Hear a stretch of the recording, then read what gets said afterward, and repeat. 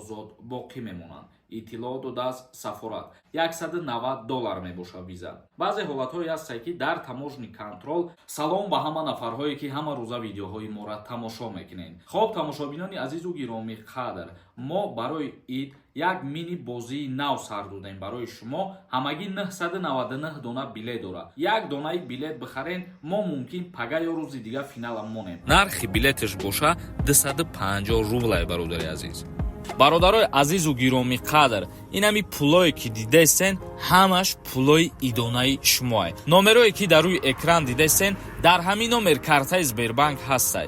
Сбербанк ба номи Муҳаммаҷон меброя. сумта дар Сбербанк мепартой ва дар ҳамин номер WhatsApp ҳастай. бо дар WhatsAppаш чек тароӣ мекунӣ, билетите ҷошда миёя. якта конверти 20,000 рубла, 10 конверти 10,000, 10 5,000, 10 3,000. бидро ҳаракат ки мо конвертора идонаҳои шумо падбор кардагем. хоб мавзӯи асосии имрӯзара шурӯъ мекунем. чӣ хеле ки медонем, Туркия барои шаҳрвандони ҷумҳурии Тоҷикистон виза ворид кард. яъне ки ҳар як шаҳрванди ҷумҳурии Тоҷикистоне ки ба Туркия сафар мекуна, аз иҷа пас бояд ки виза аввал дастрас карда шавад. акнун мо оиди нарху навои виза камтарак маълумот ба шумо мерасонем.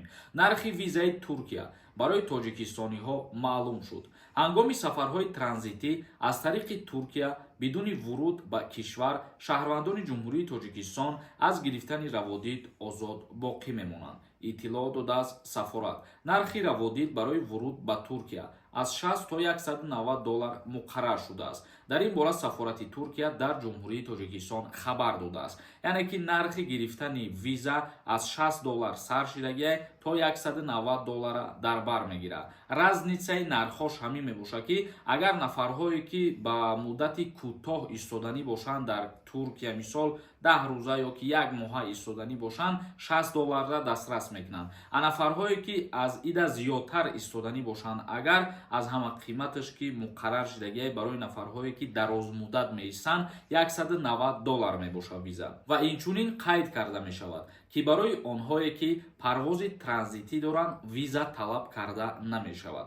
парвози транзитӣ гуфта ҳамура дар назар доранд ки мисол мегирем, агар шумо ба Туркия ба ягон шаҳри дигар сафар карданӣ мешен, мерен Туркияву аз таможни ногузашта боз аз ҳамун дохили аэропорт як камтар меистен, мисолу рейси дигаритон ки сар шид, баъдан ба дигар шаҳри хостатон парвоз мекунен. дар ин ҳолат барои шаҳрвандон виза дар кор намешавад. ҳар касе ки ба Туркия ворид шиданӣ мешавад, тӯли ягон муддат истоданӣ мешавад, виза барои ана ҳамун нафарҳо тааллуқ дорад. хоб тамошобинони азизу гиромӣ қадр, мо хостем ки ин маълумотро барои шумо пешкаш кунем. акнун комментарияҳои шуморо мехонем ва саволҳое ки ҳастай ҷавоб мегардонем. бо диққат бошед.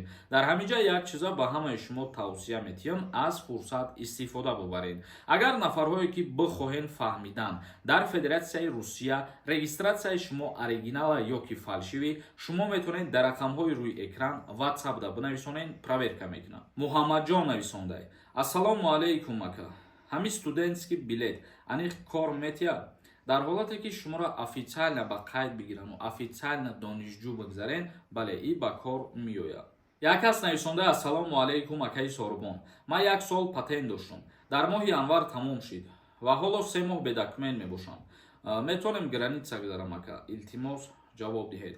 дар ҳолате ки шумо ба граница мерем барои перескат кардан, баъзе ҳолатҳое ҳастанд ки дар таможни контрол аз шумо ҳуҷҷатҳое ки барои муҳоҷиро зарур мебошад, ба монанди мигратсиони карта, регистратсия ва патент, ҳамин чизҳоро талаб мекунанд. дар ҳолати пешниҳод накардан шуморо метавонанд запрет кунанд.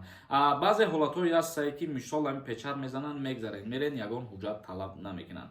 ин чиза аниқша гуфта намешавад ки бедокумент бошид тра запрет мекунанд ё ки намекунанд.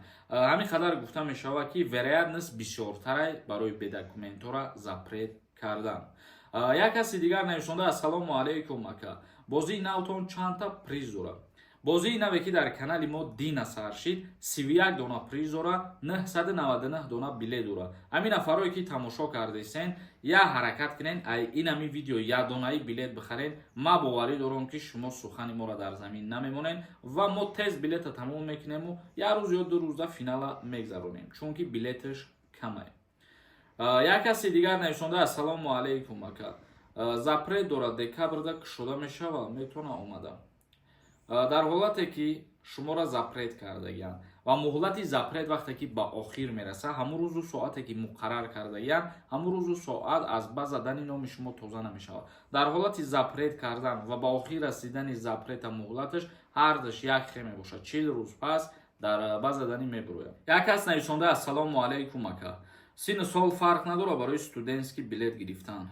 мо як нафар реклама кардем ки студентский билет мекунад. Шумо метавонед дар ҳамун одам худаш муроҷиат кунед ва информатсияи пуррара ай ҳаму бигиред. Як каси дигар нависонда ассалому алайкум ака. Дар ҳолате ки аз банк қарздори бисёр бошӣ, ҳамин сабаб шида метавонад ки тра аз рейс бигардонад. бале сабаб шида метавонад. Яке аз минусҳое ки аз залатаи корона бисёри нафарҳо қарз мегиранд, мисол тӯли чандин моҳҳое мешавад ки пардохт намекунанд ё сол мешавад ки пардохт намекунанд ҳамун қарзи гирифтагишона. зиёдтар бигем аз 100 000 ё 150 000 рубл мешавад. ана ҳамин қарз метавонад шуморо аз рейси ҳамрӯзаи худтон бигардонад. ба ҳамин хотир нафарҳое ки қарзи калон гирифтагиен, шумо пеш аз рейсон метавонед ки ақаллан як қисми онро пардохт кунед. нафарҳое ки 10 000 20 000 рубл аз залатаи корона қарз дорад, ӯ метавонад ки бе ягон мушкилӣ сафар кардан гирад. як каси дигар нависонда якаи сорбон. агар патента ба қайд нагирем дар МВД чӣ мешавад? бад мутобиқи тағйиротҳои нав дар Федератсияи Русия, яъне ки аз 7 январи соли 2024 гуфтанд ки ҳар як шаҳрванди хориҷӣ бояд ки патенти худша дар МВД бо трудовой договор уведомление роӣ кунад. ин чиз қонуна, яъне ки қонуна бояд шумо риоя кунед. дар ҳолати риоя накардани қонун ҳамин чӣ мешавад? Патент аннулирован мешавад, агар ки уведомлит накунед. хоб тамошобинони азизу гироми қадр, то наворҳои дигар худованд ҳамаи мо шуморо нигаҳбон бошад.